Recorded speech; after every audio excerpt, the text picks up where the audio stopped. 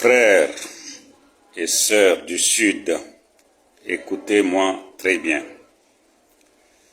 Je suis sudiste. Je suis votre frère. Et c'est justement parce que je vous considère comme ma famille que je vous parle aujourd'hui avec la tristesse dans le cœur et sans détour. Depuis trop longtemps, un mal silencieux nous ronge. Nous tombons pas à cause de la force de nos ennemis, mais à cause de la faiblesse de notre union. Trop souvent, au lieu de tendre la main à notre frère, nous levons la main contre lui. Trop souvent, au lieu de nous réjouir de la richesse de notre frère, nous cherchons à l'éteindre. L'histoire du Tchad est vraiment amère.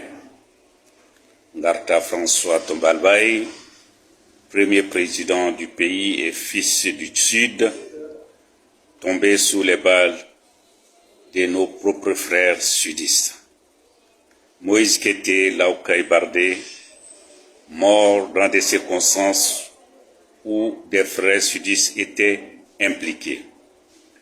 Et aujourd'hui encore, alors qu'un leader comme Masra Succès s'élève pour libérer les Tchadiens, des noms comme Migo Natolban, Tchadou Albaï, Takila Ndola Som Hilaire, Martin Inoua Douglas, Moïse Dabasné, Abel Maïna, Maître Jean Padaré, Bernard Padaré, Laoukan Kouraïo Meda, Ngarmbatina Laman Sale Kekzabo, Gali Ngatangote, apparaissent dans les récits de ceux qui le pouvoir les utilise pour le combattre, le contester ou l'anéantir.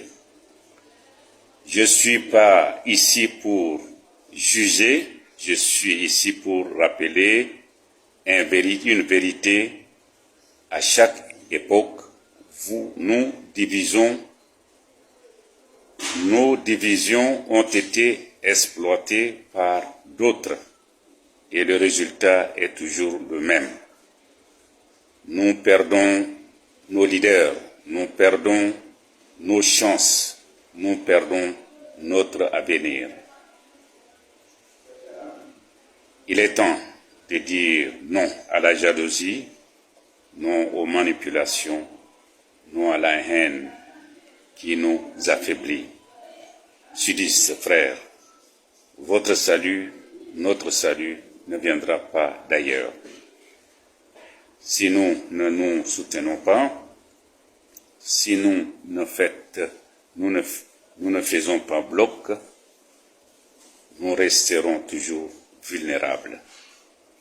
Debout, frères et sœurs du Sud, aimez-nous, protégeons-nous et souvenons-nous, l'ennemi le plus dangereux n'est pas celui qui se tient devant nous, mais celui qui réussit à se glisser entre nous.